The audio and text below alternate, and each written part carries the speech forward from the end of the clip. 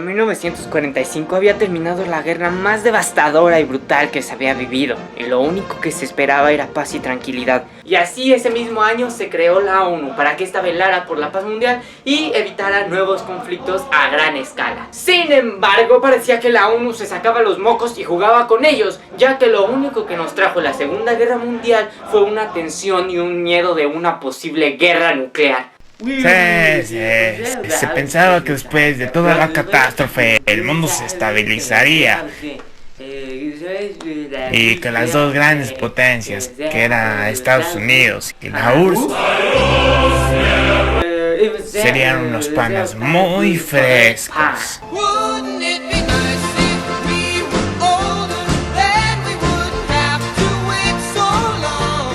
Dios, sé que estás ahí y te agradezco por habernos librado por esa tortura de guerra.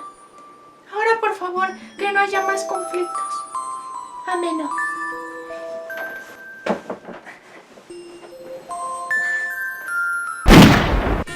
En otras noticias, la URSS responde a la producción de Estados Unidos de bombas nucleares, que empezó produciendo así el triple. ¿Estamos acaso al borde de otra guerra? Siguiendo que chingue su madre la América. Sí.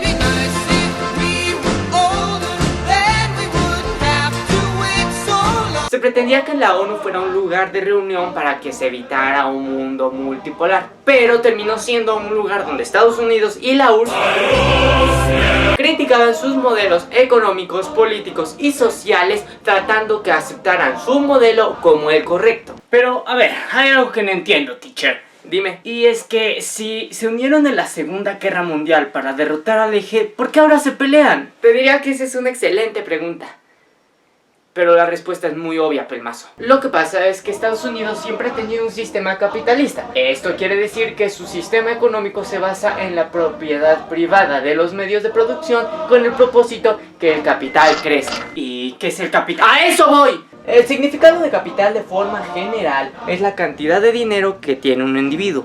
Pero el chiste para que algo sea capital es que se invierta y se gane más de lo que se invirtió. Aquí es cuando llega la explotación de las empresas, haciendo que el capital crezca, pagándole muy poco al trabajador y dando al doble o hasta el triple el producto, haciendo y creando una necesidad de que se consuma el producto, cumpliendo así con el propósito del capitalismo. ¿Sí entendiste? Sí. Estaba viendo que va a salir un nuevo iPhone. Bueno, y en contraparte, la URSS tenía al socialismo. Este es un sistema de organización económica y social que se basa en el control de los medios de producción y del patrimonio público, con el fin de alcanzar una sociedad más equitativa, donde todas las personas son iguales con la necesidad de acceder a los mismos bienes y recursos naturales de un país. Así algo como si tú vas al centro de salud, Chris Evans va al centro de salud también. ¿A pesar de que sea rico? No, porque en teoría todos estaríamos igual. Es una idea muy utópica. Entonces por eso se odiaban mutuamente, porque sus ideas eran totalmente opuestas. Mientras Estados Unidos quería que el capital viviera, la URSS quería que el capital no estuviera. Por ende era obvio que querían que la otra ideología muriera. Era como juntar la izquierda con la derecha. Es totalmente absurdo. Gobierno de coalición.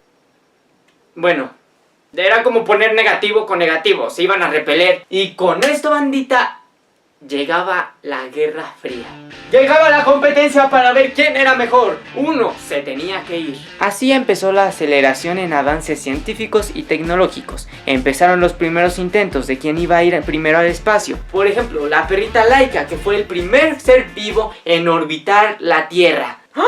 ¡Mataron un animalito por una lucha de potencias! ¡Es el verdadero virus es el humano! ¡El verdadero monstruo es el humano! ¡Ese es el verdadero virus! ¡Ese es el humano!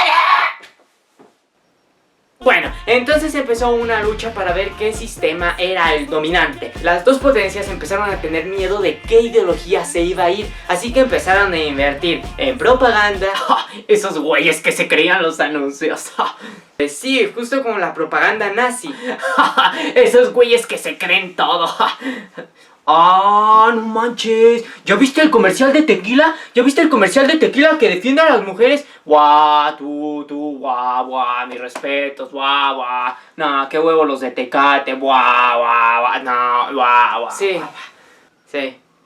Pues empezó a invertir también en espionaje, en armamento. Empezó la llamada carrera armamentista, que era qué potencia desarrollaba las fuerzas armadas más potentes. Hasta se hablaba de bombas nucleares. La gente estaba cagada. Llegó también el plan Marshall de parte de Estados Unidos, que buscaba evitar el crecimiento del bloque comunista, donde había un plan de ayuda para la reconstrucción de los países europeos económicamente, junto con la OTAN, que era una alianza militar que actuaría si había intrusiones soviéticas. O sea que trataban que la influencia de los comunistas se fuera a la basura. Ajá, era una pelea de dos niños que querían tener la atención de todos para ver quién resultaba ganador. Y para ello tenían que influenciar y tener el apoyo de países por si existía otra posible guerra. Y bueno, gracias a todo esto empezaron a haber más y más problemas con más y más países. Por ejemplo, la crisis de los misiles en Cuba. Básicamente lo que pasó fue que la Unión Soviética detectó la operación Mangosta, donde Estados Unidos trataba de invadir Cuba.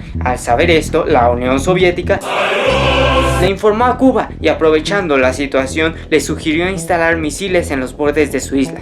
Estados Unidos lo sintió como una amenaza, así que el presidente Kennedy estableció un bloqueo de la isla, desplegando unidades de combate en torno a Cuba por si estallaba una posible guerra. Finalmente, Khrushchev lanza una propuesta aceptada por Kennedy. La URSS retiraría sus misiles de Cuba a cambio del compromiso norteamericano de no invadir la isla y de la retirada de los misiles Júpiter que Estados Unidos tenía en Turquía. Se crearon muchos problemas con países, como por ejemplo con Afganistán, cuando la URSS trató de invadir el país por su inestabilidad, o el conflicto árabe-israelí, donde los enfrentamientos que Israel estaba teniendo en contra de los países árabes terminó en otro intento de ambas potencias tratando de extenderse y mantener su zona de influencia. Y así todos los conflictos eran para ver básicamente quién tenía más territorio o más influencia, así con África, con Asia, con Afganistán, con Vietnam.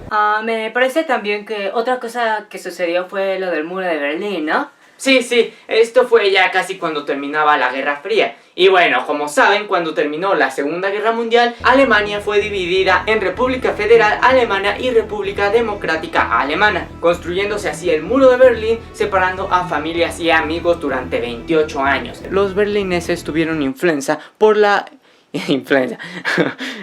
Hasta que el 9 de noviembre de 1989, los berlineses tuvieron influencia por la apertura de fronteras entre Austria y Hungría, así que tumbaron el muro pudiendo ver a sus familias y amigos después de tanto tiempo. Y así en ese mismo año, la URSS se empezó a desintegrar. Sus aliados empezaron a independizar, otros se fueron hacia la OTAN. Y así ya George Bush y Gorbachev en Malta en 1991 declararon el fin de la Guerra Fría. Y eso ha sido todo, la Guerra Fría. Pero ¿saben algo? ¿Saben algo? Y es que no me voy a rendir. No me voy a rendir y voy a dejar que Estados Unidos gane esto. Porque ¿sabes qué? La URSS se desintegró, pero no me importa porque yo haré nuestra reunión. Yo haré el fin del todo lo capitalista. ¿Por qué? Porque me caga lo capitalista y me caga. Y voy a ponerle fin a todo eso. Y voy a hacer de nuevo la URSS 2.0. Me oyen, hijos de puta, me oyen.